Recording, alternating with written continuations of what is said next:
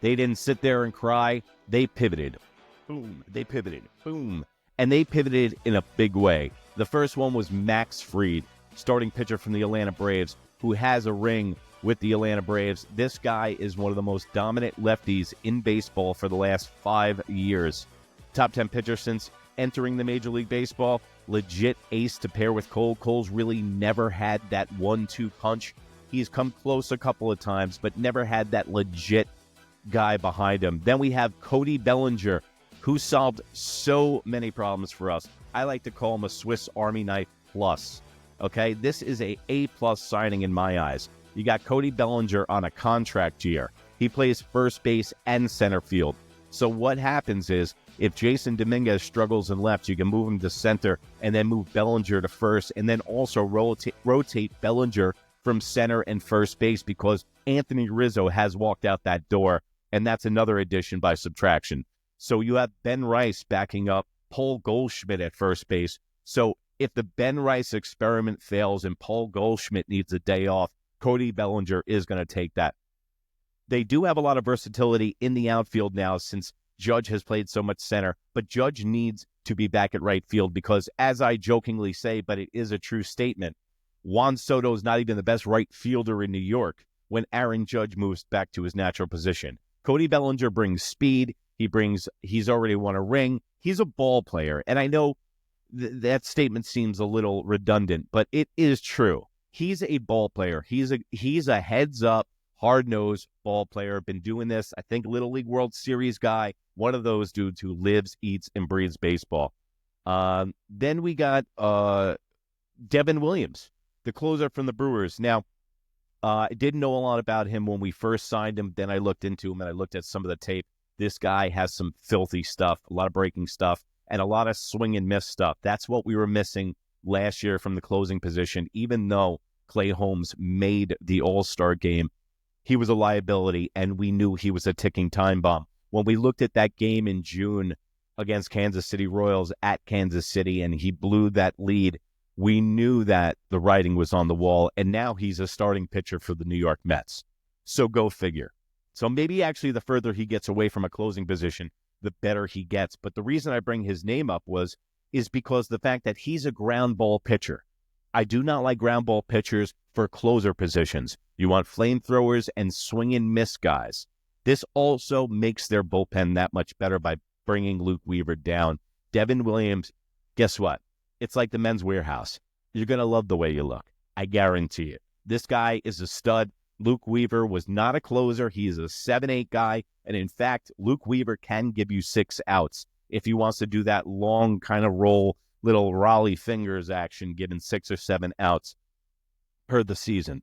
Fernando Cruz from the Reds, great sinker ball pitcher. The bullpen is stacked. It's absolutely stacked, the bullpen. The Yankees, with the drop of Soto, they're going to lose runs. But what they did was they tried to mitigate runs with the closer, with Max Fried, okay, with better defensive players. How many runs they gave up last year with just errors and poor base running. And just think about the amount of runs that you are going to make up. And with Bellinger, he's a lefty with the short porch, he's probably going to go about 6 home runs, so that's 30. So there is going to be some offense production drop down, but I think the Yankees were like, hey, if we can't go get those big bats, we're going to mitigate runs, play good defense and great pitching. And from the looks of it, on paper, they have a fantastic pitching staff.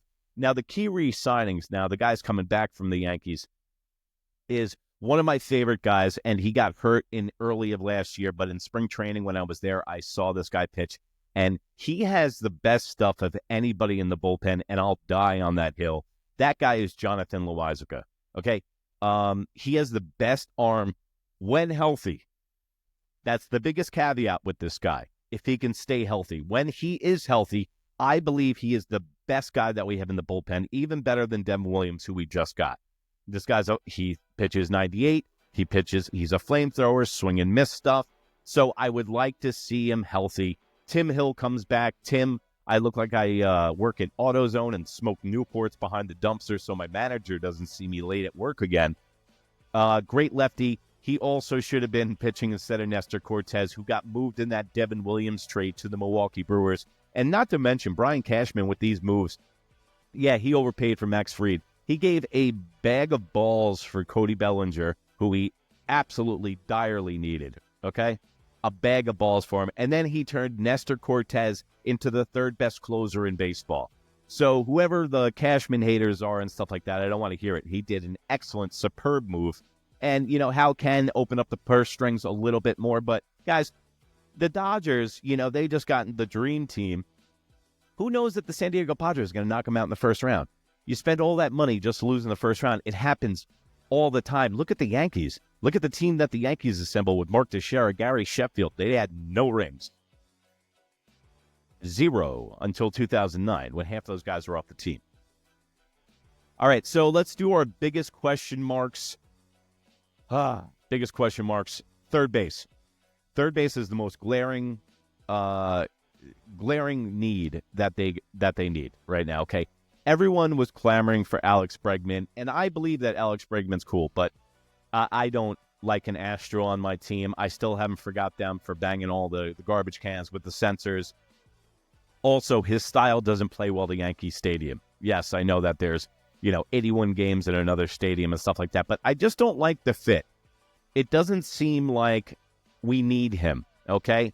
We do need him. I know that's weird to say, but we don't need the baggage that goes with it and the animosity, I think. Nolan Arenado, everyone keeps talking about him. He is best friends with DJ LeMahieu. Now, this is the problem. I think Nolan Arenado doesn't want to come to the Yankees because he will theoretically take DJ LeMahieu's job. Arenado comes to the team, DJ LeMahieu gets cut. Or at least he's sent to purgatory because he's making too much money. He's making $17 million. But DJ LeMahieu cannot be playing third base or first base for this team this year, okay? DJ LeMahieu was statistically the worst first baseman and third baseman in Major League Baseball last year. That's the first time for that ever to happen in Major League Baseball since they started keeping these stats. So I don't want to see him. Oswaldo Cabrera. I love Oswaldo Cabrera. He is my Ricky LeDay of present day, okay? But he's not an everyday player. I'm sorry. Everyone's like, give him a shot. Baseball is the ultimate equalizer. Average hits. When you look at the numbers, they're there, and they don't lie, okay? When Oswaldo Cabrera in the beginning of the year last year, he was setting the world on fire, and he was watching Soto and imitating what he does in the box, and he came out guns blazing. But if you notice, he starts to come back to earth when he gets too many reps. He's a great late-inning defensive replacement. He can play anywhere on the field.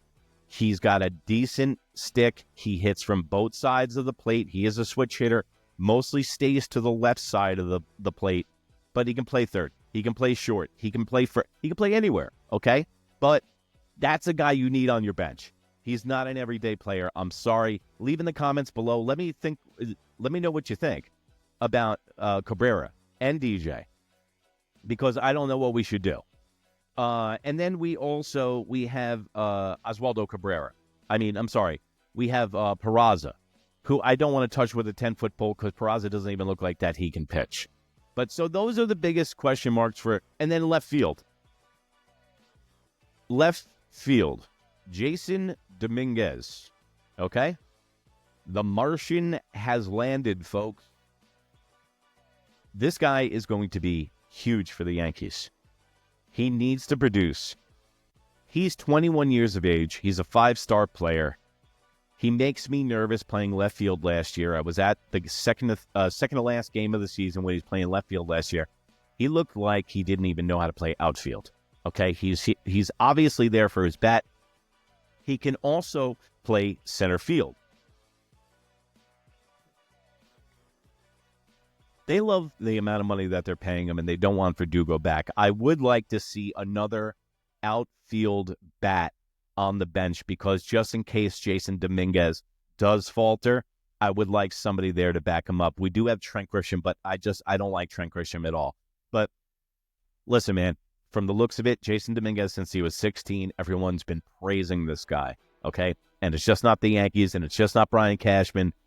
building up fake prospects again. This is the real deal, it seems like. He's 21. So as Jason Dominguez goes, that's where they think the production from the loss of Soto is going to come from. That's half the reason that they're sitting on their hands right now and not going to get another bat is because of Jason Dominguez, okay? Don't look at any of the young guys. Don't look at Spencer Jones. Spencer Jones is 2 years away. We'll get the prospects. I'm going to do a whole episode on that. But don't think Spencer Jones is the answer. He's got a big bunch of holes in his swing. They can try to make him emulate Aaron Judge all he wants, but this is a project. Okay, he graduated, not graduated. They got him from Vanderbilt 2 years ago in the draft. So he's still a ways off, but this guy is also another five-star guy that they say. But I do know how the Yankees have a history of building up prospects just to give them away. I mean, awful. Can you think of another prospect that's come back to bite us in the ass that we traded off? Let me know in the comments below, because I'd love to know who he is. It's